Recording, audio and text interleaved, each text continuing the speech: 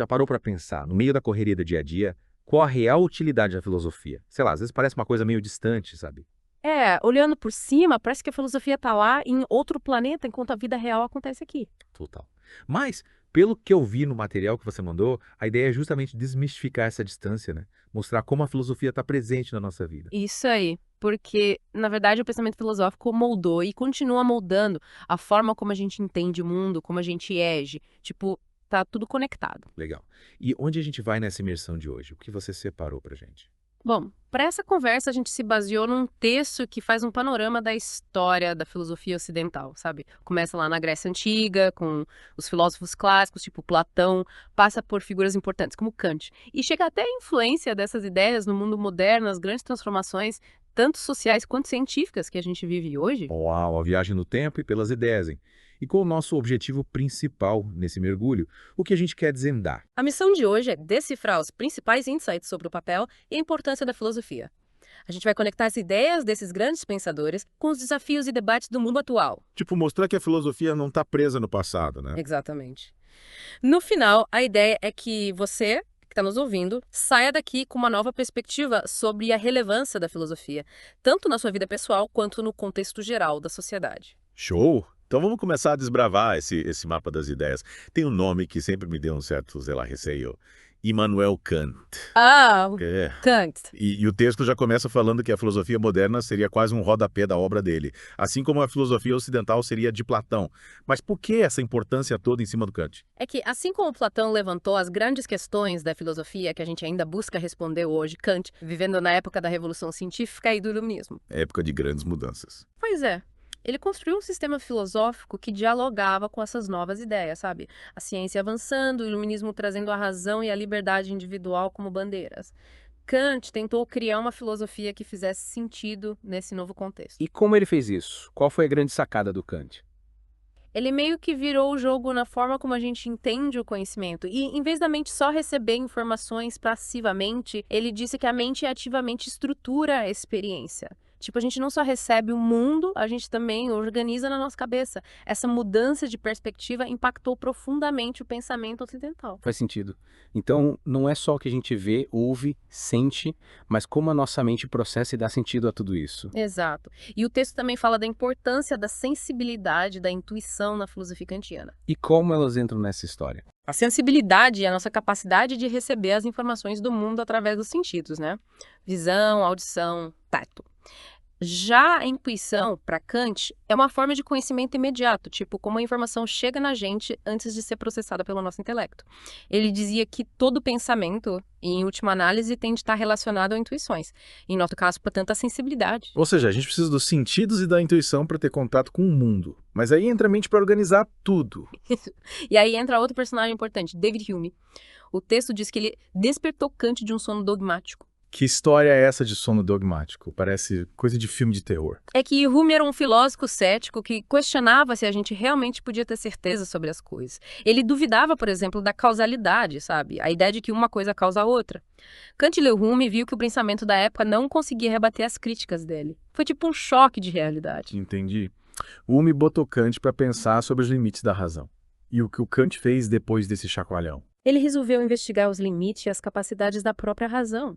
Queria entender o que a razão, por si só, consegue conhecer sem experiência e onde ela encontra seus limites. E esse mapa da razão pura está na obra mais famosa dele, A Crítica da Razão Pura, né? Exatamente. Mas ele não parou por aí. Kant escreveu mais duas críticas, a crítica da razão prática e a crítica do julgamento. Qual o tema de cada uma? A crítica da razão prática foca na ética, nos princípios que guiam nossas ações. Já a crítica do julgamento explora a estética, o que a gente considera bonito ou feio, e também a questão do propósito da natureza, um sistema bem completo. Falando em ética, uma das ideias mais famosas de Kant é o imperativo categórico, né? Sim, é a base da ética kantiana. Ele diz que a gente deve agir de forma que a regra da nossa ação possa ser universalizada. Tipo, vale para todo mundo. Isso. Antes de agir, você se pergunta, e se todo mundo fizesse isso? Pera. Se a resposta for negativa, a ação não é moralmente correta. É como uma versão mais elaborada da regra de ouro. Não faça aos outros o que você não quer que façam a você. Entendi. E é aí que ele critica as éticas que focam nas consequências, tipo utilitarismo, certo? Exatamente. O utilitarismo busca o bem maior para o maior número de pessoas. Mas Kant criticava essa abordagem porque ela se preocupava demais com os resultados e pouco com os princípios. Então, para Kant, não importa só o resultado, mas a intenção por trás da ação. Sim. E ele argumentava que buscar só as melhores consequências nos colocaria no mesmo nível dos animais que buscam prazer e evitam dor. A ética humana, para Kant, devia se basear na razão e no respeito à dignidade de cada pessoa. Ele dizia que o utilitarismo não diferencia direito entre animais e pessoas, ou seja, entre animais e mente. Se o objetivo fosse só a felicidade geral, a gente poderia até sacrificar um indivíduo pelo bem de muitos. Para Kant, isso era inaceitável. Faz sentido. E como a gente chega nesses princípios morais, segundo Kant, o texto menciona a razão prática pura. É a nossa capacidade de usar a razão para decidir o que é certo, sem levar em conta desejos pessoais ou as consequências. É através dela que identificamos o imperativo categórico e outros princípios que devem guiar nossas ações. Essa é a base da ética deontológica de Kant, né? O dever de seguir regras morais porque elas são corretas em si mesmas e não porque trazem bons resultados. Perfeito.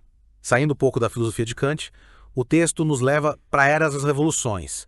Como o iluminismo se conecta com essas mudanças? O iluminismo, com a ênfase na razão, liberdade individual e direitos dos cidadãos, deu a base intelectual para essas revoluções. Ideias de Locke e Rousseau sobre contrato social, direitos naturais, soberania popular, tudo isso inspirou a Revolução Americana e a Francesa. E a execução de reis, como Carlos Quistos e Luís XVI, também foi um marco, né? Sim, mostrou a queda da ideia de poder vindo de Deus que sustentava as monarquias.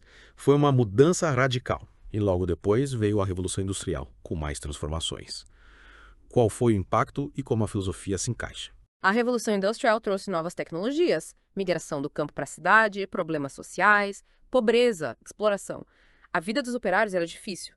E a filosofia, principalmente o socialismo de Marx e Engels, surgiu como resposta a isso. Eles viam essa miséria como resultado do capitalismo, né? Sim, eles analisaram a história como uma luta de classes. Quem controla os meios de produção versus quem vende a força de trabalho.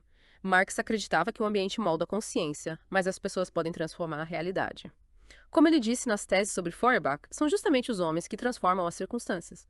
Para Marx, a mudança vinha pela prática revolucionária. E 1848 foi um ano importante, com várias revoluções na Europa. O que aconteceu? 1848 foi um ano de ebulição política e social.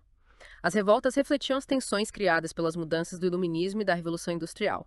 Novas classes sociais, burguesia enriquecendo, trabalhadores explorados.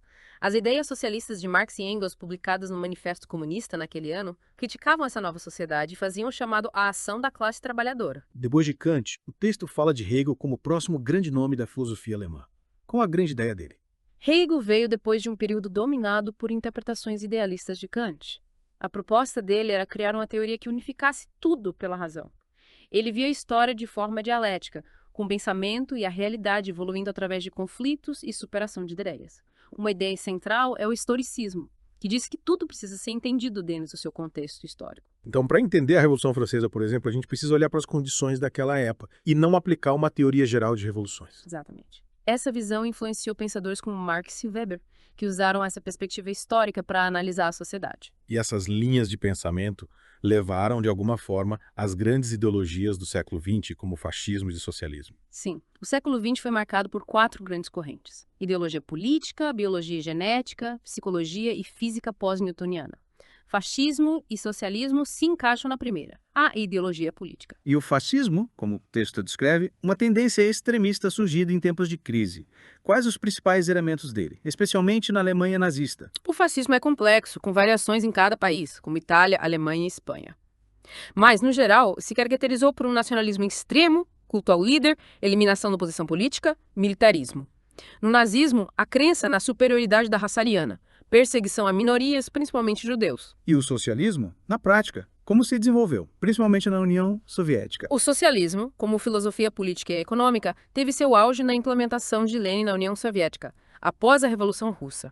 A ideia de Marx e Engels era uma sociedade igualitária, sem exploração do trabalho. Mas a experiência soviética, principalmente sob Stalin, se afastou dessa utopia. Coletivização forçada, repressão política, expurgos, fome. E como era a vida na União Soviética comparada com o Ocidente capitalista? A qualidade de vida e as liberdades civis na União Soviética eram muito inferiores. No Ocidente, apesar das desigualdades, havia democracia e prosperidade material crescente. E essa ascensão do totalitarismo, tanto na Rússia quanto na Alemanha, impactou os intelectuais. Sem dúvida. Em regimes totalitários, a liberdade de pensamento é reprimida. Intelectuais eram forçados a concordar com a ideologia oficial, mesmo que negando suas convicções. A perseguição aos judeus na Alemanha nazista fez muitos filósofos e cientistas fugirem para salvar suas vidas, buscando refúgio nos EUA e na Grã-Bretanha. E essa fuga de cérebros teve consequências? Sim, os EUA, por exemplo, se beneficiaram com a chegada desses refugiados. Cientistas como Einstein foram fundamentais para o desenvolvimento da bomba atômica. Depois da guerra, a disputa tecnológica com a União Soviética levou os americanos a contratar cientistas alemães, incluindo Wernher von Braun, que tinha trabalhado no programa de foguetes nazis. Mesmo com o passado nazista? Sim, ele foi crucial para o programa espacial americano. Essa história mostra como a ciência pode estar ligada à política. A frase de Einstein sobre comunidades serem menos guiadas pela consciência nos faz pensar nos perigos do poder sem ética. E no meio disso, o texto destaca filósofos que se opuseram ao fascismo. Quem foram eles? É importante lembrar que nem todos se curvaram ao totalitarismo. Edith Stein, Hannah Arendt, Karl Jaspers e Dietrich Bonhoeffer são exemplos de filósofos que se opuseram ao fascismo. Bonhoeffer participou da resistência alemã e de um plano para matar Hitler. Ele acabou preso e morto. Edith Stein, assistente de Husserl e convertida ao catolicismo, foi vítima da perseguição nazista, morrendo em Auschwitz. Hannah Arendt, em As Origens do Totalitarismo, analisou a natureza desses regimes. E Karl Jaspers, filósofo existencialista, resistiu aos nazistas, protegeu sua esposa judia e manteve contato com Arendt. Exemplos de coragem em tempos sombrios. Com certeza. O texto também fala da aceleração da ciência no século XX a partir da teoria da relatividade de Einstein. Como essa rapidez mudou o papel da filosofia. A teoria da relatividade de Einstein foi um marco. Antes, o conhecimento se acumulava mais lentamente. Mas, a partir do século XX, com a divisão do átomo e avanços em física, química e engenharia, o ritmo acelerou. A especialização da ciência, apesar dos avanços, trouxe o risco de perdermos a visão do contexto geral. A filosofia, nesse cenário, nos lembra do contexto social e político da ciência. Ou seja, a ciência não é neutra. Exatamente, ela sempre foi financiada por interesses específicos. E hoje, as corporações têm grande poder sobre a pesquisa, muitas vezes com pouca supervisão. A ciência se tornou um ato político, com implicações éticas que a filosofia precisa analisar. Falando em mundo interior, o texto também menciona a virada genética. Qual a importância disso para a filosofia? Enquanto a física explora o universo, a biologia e a genética mergulham no funcionamento dos nossos corpos, no DNA. A teoria da seleção natural de Darwin teve um impacto enorme.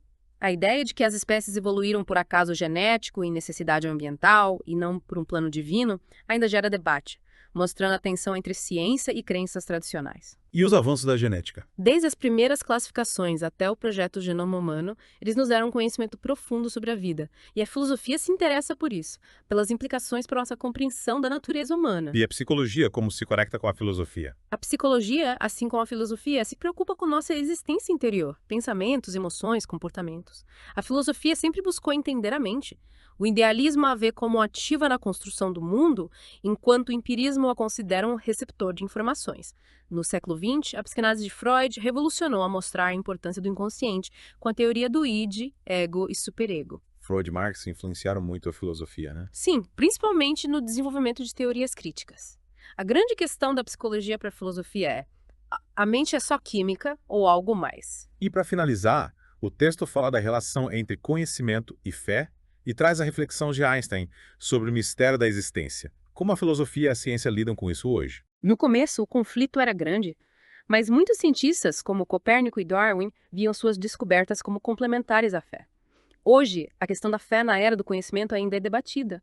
A reflexão de Einstein sobre o mistério como fonte da arte e da ciência e a verdadeira religiosidade no conhecimento da estrutura da existência é interessante. Ele se dizia satisfeito com o mistério da vida e a busca por entender um pouco da razão na natureza. Ou seja, mesmo com todo o conhecimento, ainda há muito mistério. Sim, e a busca por entender mesmo diante do mistério é essencial. Então, resumindo, a filosofia não é abstrata e inútil, mas está conectada com a nossa forma de entender o mundo, desde a ética até as bases das ciências e as dinâmicas sociais e políticas. Exatamente. E para você que nos acompanhou nessa imersão, como esses insights filosóficos podem te ajudar a entender seus desafios e a forma como você lida com o conhecimento. A busca por compreender, mesmo diante do mistério, é uma jornada contínua. Pense nisso. Valeu! Até a próxima! Gente, encontro vocês em outro podcast. Não esqueçam de se inscrever no nosso canal.